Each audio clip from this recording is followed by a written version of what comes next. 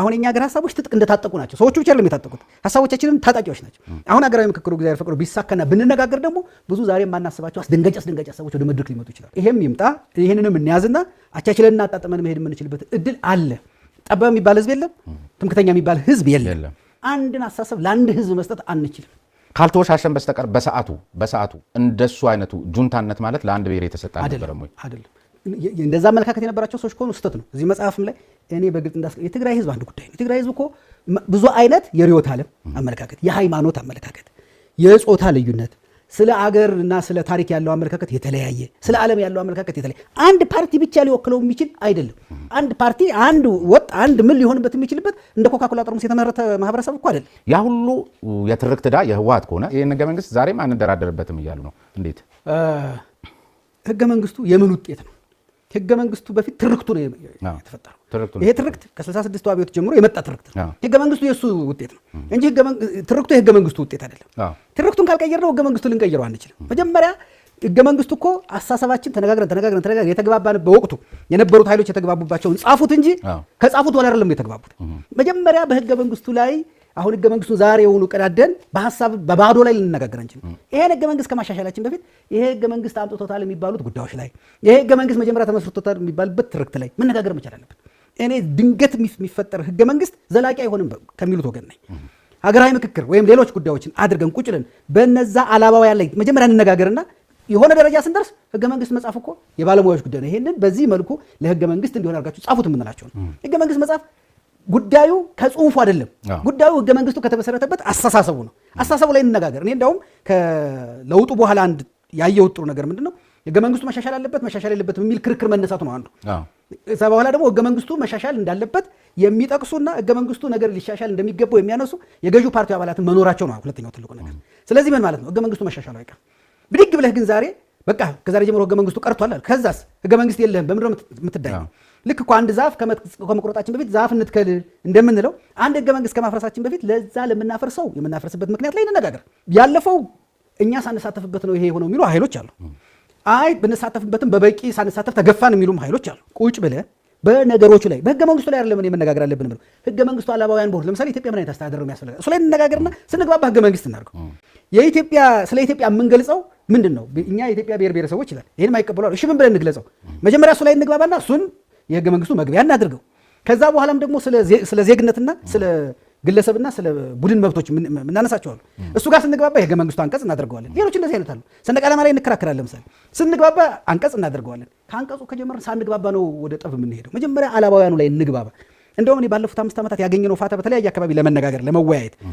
እኔ የምለውን እሱ ይቀበል ይሆን እሱስ እንዴት ነው የሚያስበው የሚለው ለመስማት ከዛ ደግሞ ለመስከን እድል አግኝተናል ለኔ ኢትዮጵያ የምትባል ብዙ አይነት ነገር ያላታለች ስንነጋገር ሰዎች ነንና የጋራ ነገሮች እናገኛለን ያ የጋራ ነገራችን ሲደመር ልዩነቶቻችንን ያሸንፋል ነው ትልቁ ካልተነጋገር ነገር የጋራ ነገሮቻችንን ማግኘት አንችልም ቁጭ ብለን አሁን እናንተ ብናወራ ለምሳሌ የት ነው የተማርከው ስንባባል ምንድነው ያጠናኸው ስንባባል የት ነው የሰራኸው ስንባባል ወይ የተማርንበት ትምህርት ቤት አንድ ይሆናል ወይ ያስተማሩን አስተማሪዎች አንድ ይሆናል ወይ የወሰድነው ኮርስ አንድ አይነት ይሆናል ወይም ደግሞ የሆነ ለመጎብኘት የሄድነውበት ወይ የተሳለምንበት ቤተክርስቲያን አንድ ይሆናል ስለዚህ እኔ እናንተ ያን ማንገናኝበትን ትተን ወይ ስለተማርነው ትምህርት ቤት ማውራት እንጀምራለን ግን የሚባለውን አስተማሪ ትዝ ይልሃል በጣም እኮ ይጋረፍ ነበር አረገሌ ደግሞ ጥሩ ነበር ስለዚህ የጋራ ነገር አገኘን ካልተነጋገርን የጋራ ይኑረን አይኑረንም ሳንተዋወቅ ሁለት ሁነን ያደግል ሊመስልን ይችላል አዲስ ወይን እንዲጠምቁበት የተሰጣቸውን አቅማዳ 27 ዓመት ሙሉ ታቅፈው ብል አስበልተው ያስረጁ አካላት እንደገና ደግሞ ወደ አዲሱ ጠማቂ መጥተዋል እና አሁን ይሆንላቸዋል አቅማዳው ማርጀቱ አይደለም ትልቁ ችግር ያንን አቅማዳ ማርጀቱን አውቀ ከቀየርከውና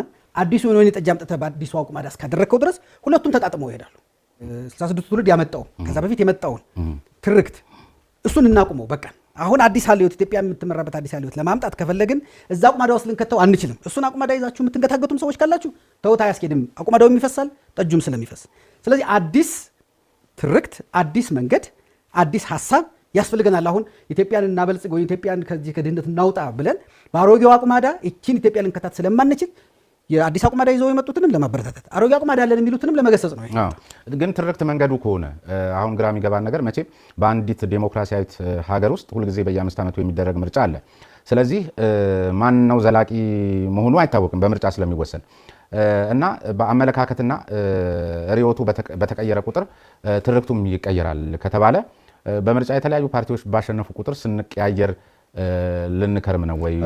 እሱ ጋር እንዴት አይደል? ርዕዮተ ዓለምና ትርክት ይለያያል። ርዕዮተ ዓለም ሌላ ጉዳይ ነው። ርዕዮተ ዓለም እኮ የምትለው ገብቶኛል፣ ግን ትርክቱ አሁን ያለውን እሳቤ ማንጸባረቅ መንገዱ ነው ብለናል። ግብ አይደለም። የኢትዮጵያን ትርክት ከሀገር ጋር ነው የሚሄደው፣ ከፓርቲዎች ጋር አይደለም የሚሄደው። ሮም በአንድ ቀን አልተሰራችም የሚባለው ይህን ያህል ዓመት የኖርንበትን ግማሽ ምዕተ ዓመት እኮ የኖርንበትን የፓርቲና መንግስት መደበላለቅ በአንድ ጊዜ በሰዎች የሰው ልጅና አመለካከት ምንድን ነው? መጋቢ አዲስ እሸቱ የሚሉት ነገር አለ። ፈጣሪ ሰውን አንዴ ነው የፈጠረው፣ ህጉን ግን ሶስቴ ነው የቀየረው ይላሉ። የሰው ልጅ አመለካከት መቀየር በጣም ከባድ ስለሆነ ህጉን ሶስቴ የቀየረ ይላሉ። ልክ እንደዚሁ የሰው ልጅ አመለካከት በአንድ ጊዜ ዛሬ ትቼዋለሁ ስላልክ ዛሬ አመለካከት የምትወው አይደለም፣ ትግል ይፈልጋል። አንተ እንኳን እየፈለክ ወደ ድሮ የመመለስ ወደፊት የመሄድ እድሎች በጣም ሰፊ ናቸው። እየፈለክ እንኳን ከዛ መላቀቅ እየፈለክ ለምን የሰው ልጅ አይምሮ እንደ ልብስ ጥብ አድርገህ የምታመጣው በሳሙና የምታስወግደው ጉዳይ አይደለም። እየቆየህ አንዳንዱ ነገር ሳታውቀው ውስጥ ተቀብሮ የቀረ አንዳንዱን አንተ በአሁኑ ያስወገድከው አንዳንዱ የሆነ ቀን ብቅ ሲል ይሄ አስተሳሰብህ የመቼ ነው ብሎ ሌላው ሰው ሲገጽ ወይ ስታነብ ወይ ስትማር እየቀየርከው የምትሄደው ነገር ነው። ይሄ ነገር መስተካከሉ አይቻልም። እኔ ትልቁ ተስፋ ይሄ ነገር መናወር ጀምሯል ወይ መመስገን ነው የጀመረው? መነወር ነው የጀመረው? ለምሳሌ የመደበላለቆቹን እየተነወረ ነው ወይስ እየተመሰገነ ነው? ለእኔ መነወር ጀምሯል። መነወር ጀምሯል ማለት መላቀቁ እውን ሆኗል 100% ሰርቷል ማለት አይደለም። መነወር ግን ጀምሯል። ስለዚህ በሂደት እየመጣ ያለው ሰው እየወረሰው አይሄድም ማለት ወራሹ እየቀነሰ አውራሹ እየበዛ በሄደ ቁጥር በቃ ወራሹ እየወሰደው አይሄድም ማለት ነው።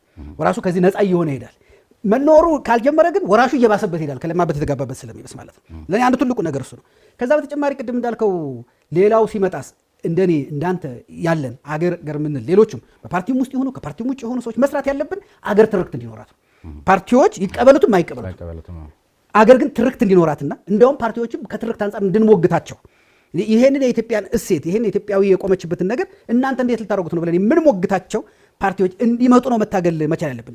ይሄንን አንዳንድ ፓርቲዎች ሊቀበሉ ይችላሉ፣ መጀመሪያ አካባቢ አንዳንድ ፓርቲዎች ላይ ይቀበሉ ይችላሉ። በሂደት ግን ትውልድ እየሞገተ ቅድም እንዳልኩ አባላቱ እየሞገቱ ሲመጡ በትርክት ላይ የተስማማ በርዕዮተ ዓለም ላይ የሚከራከር ፓርቲዎች እየፈጠርን እንሄዳለን። እና እኔ እዚህ መጽሐፍ ላይ ከዚህ እንዳላመለጥክ ነው የተመለከትኩት ከብልጽግና።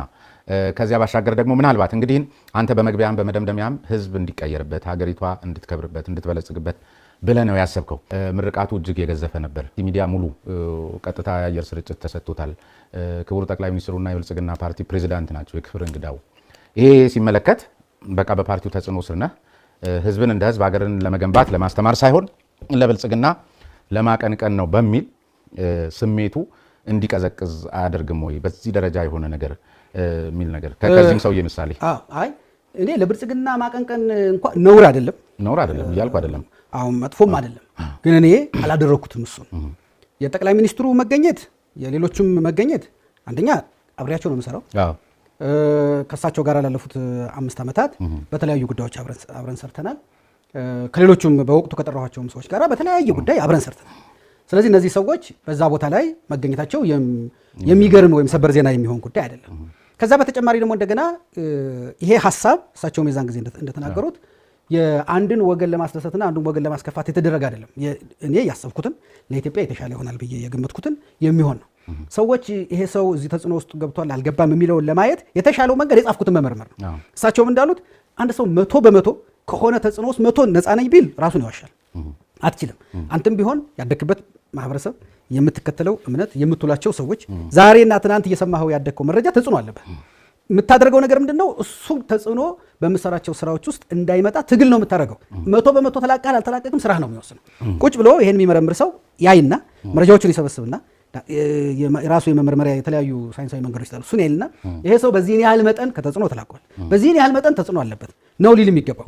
መደመርን የማየው ከበፊቱም ጀምሮ ስለ ብልጽግና እኮ ከመምጣቱ በፊት ስለ ደመራ ጽፌያለሁ። የኢትዮጵያ ደመራ ምን አይነት ትምህርት ሊኖረው እንደሚችል እና በአብዛኛው ማህበረሰብ በሰሜኑም በደቡብም ይሄ ደመራ እንዲህ ሆኖ ካለና ምንጠቀምበት ከሆነ እሱም መሰረት አድርገን ችቦቹ፣ እንጨቶቹ ከዛ ደግሞ ትልቁን ደመራ እንደሚመሰረተው ኢትዮጵያ ለምን እንደዛ አናደርግም? ለምን ደመራውን ለመስራት ስንል ችቦውን የማጥፋት ለችቦ ስንል ደመራውን ማጥፋት ውስጥ ለምን እንገባለን? ሁለቱን እንደ ችቦና እንደ ደመራ ይዘናቸው ልንቀጥል አንችልም ወይ የሚል ሀሳቦችን ሳመጣ ነበር። እሱ ነው እንግዲህ በኋላ ብልጽግና እንደ ፖለቲካዊ ሀሳብ መደመርን ወሰደ። ይሄ ነው ለእኛም የሚያዋጣን